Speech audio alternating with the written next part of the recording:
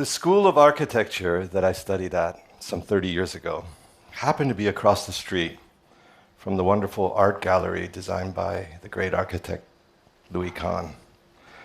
I loved that building and I used to visit it quite often. And one day I saw the security guard run his hand across the concrete wall. And it was the way he did it, the expression on his face. Something touched me. I could see that the security guard was moved by the building and that architecture has that capacity to move you. I could see it and I remember thinking, wow, how does architecture do that? At school, I was learning to design, but here was a reaction of the heart. And it touched me to the core. You know, you aspire for beauty, for sensuousness, for atmosphere, the emotional response. That's the realm of the ineffable and the immeasurable. And that's what you live for, a chance to try. So in 2003, there was an open call for designs for the Bahá'í temple for South America. This was the first temple in all of South America. It's a continental temple, a hugely important milestone for the Bahá'í community because this would be the last of the continental temples and would open the door for national and local temples to be built around the world. And the brief was deceptively simple and unique in the annals of religion. A circular room, 9 sides, 9 entrances, 9 paths, allowing you to come to the temple from all directions. 9 symbolizing completeness, perfection, no pulpit, no sermons, as there are no clergy in the Bahá'í faith. And in a world which is putting up walls, the design needed to express in form the very opposite. It had to be open, welcoming to people of all faiths, walks of life, backgrounds, or no faith at all. A new form of sacred space with no pattern or models to draw from. It was like designing one of the first churches for Christianity or one of the first mosques for Islam. So we live in a secular world. How do you design sacred space today? And how do you even define what's sacred today? I stumbled across this beautiful quote from the Bahá'í writings, and it speaks to prayer. It says that if you reach out in prayer, and if your prayer is answered, which is already very interesting, that the pillars of your heart will become a shine. And I love this idea of the inner and the outer. Like when you see someone and you say, that person's radiant. And I was thinking, my gosh, how could we make something architectural out of that? Where you create a building and it becomes alive with light. Like alabaster, if you kiss it with light, it becomes alive. And I drew this sketch, something with 2 layers, translucent, with structure in between, capturing light. Maybe a pure form, a single form of emanation that you could imagine would be all dome. And everything we kept making was looking too much like an egg, a blob. So you search, you all know this, crazy search, letting the process take you, and you live for the surprises. And I remember quite by accident, saw this little video of a plant moving in light. And it made me think of movement, reach, this idea that the temple could have reached, like this reach for the divine. You can imagine also that movement within a circle could mean movement and stillness, like the cosmos, something that you see in many places. But rotation was not enough, because we needed a form.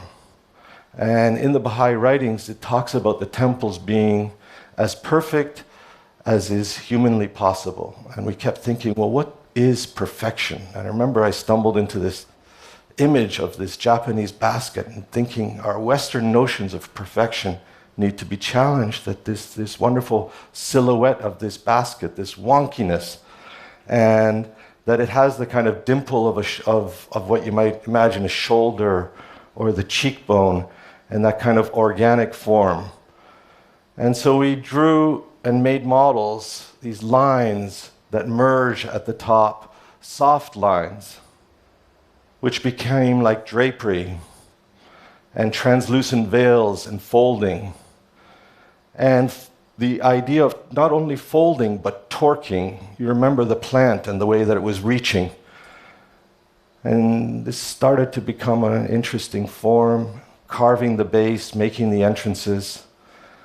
And then we ended up with this. This is this temple with 2 layers, 9 luminous veils, embodied light, soft flowing lines, like luminescent drapery. 180 submissions were received from 80 countries, and this was selected. So we went to the next stage of how to build it. We had submitted alabaster, but alabaster was too soft. And we were experimenting, many experiments with materials, trying to think how we could have this kind of shimmer. And we ended up with borosilicate, and borosilicate glass, as you know, is very strong. And if you break borosilicate rods just so and melt them at just the right temperature, we ended up with this new material, this new cast glass, which took us about 2 years to make. And it had this quality that we loved, this idea of the embodied light. But on the inside, we wanted something with a soft light, like the inner lining of a jacket. On the outside, you have protection, but on the inside, you touch it. So we found this tiny vein in a huge quarry in Portugal with this beautiful stone, which the owner had kept for 7 generations in his family, waiting for the right project, if you can believe it. Look at this material. It's beautiful, and the way it lights up, and it has that translucent quality. So here you see the structure. Lets the light through. And looking down, the 9 wings are bound, structurally but symbolically strong, a great symbol of unity. Pure geometry, perfect circle, 30 meters in section and in plan, perfectly symmetrical, like the idea of sacredness and geometry. And here you see the building going up.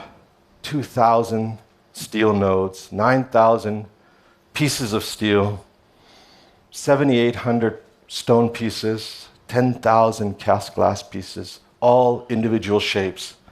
The entire superstructure, all described, engineered, fabricated with aerospace technology, prefabricated, machine to machine, robotically. A huge team effort, you can imagine, of literally hundreds. And within 3% of our $30 million budget, set in 2006. Wow. 9 wings bound together, forming a 9-pointed star. And the star shape moving in space, tracking the sun.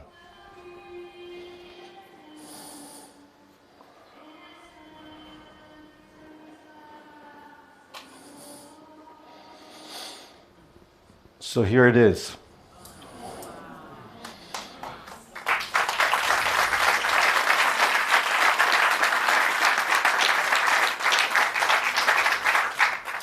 hopefully a befitting response to that beautiful quote, a prayer answered, open in all directions, capturing the blue light of dawn, tent-like white light of day, the gold light of the afternoon, and of course at night, the reversal. Sensuous, catching the light in all kinds of mysterious ways. And the site, it's interesting, 14 years ago when we made the submission, we showed the temple set against the Andes. We didn't have the Andes as our site. But after 9 years, that's exactly where we ended up. The lines of the temple set against nothing but pure nature, and you turn around and you get nothing but the city below you. And inside, a view in all directions, radiating gardens from each of the alcoves, radiating paths. Last October, the opening ceremonies. A beautiful, sacred event. 5,000 people from 80 countries, a continuous river of visitors, indigenous people from all over South America, some who had never left their villages. And of course, that this temple belongs to people, the collective of many cultures and walks of life, many beliefs, and for me, what's most important is what it feels like on the inside, that it feel intimate, sacred, and that everyone is welcome. And if even a few who come have the same reaction as that security guard, then it truly would be their temple. And I would love that. Thank you.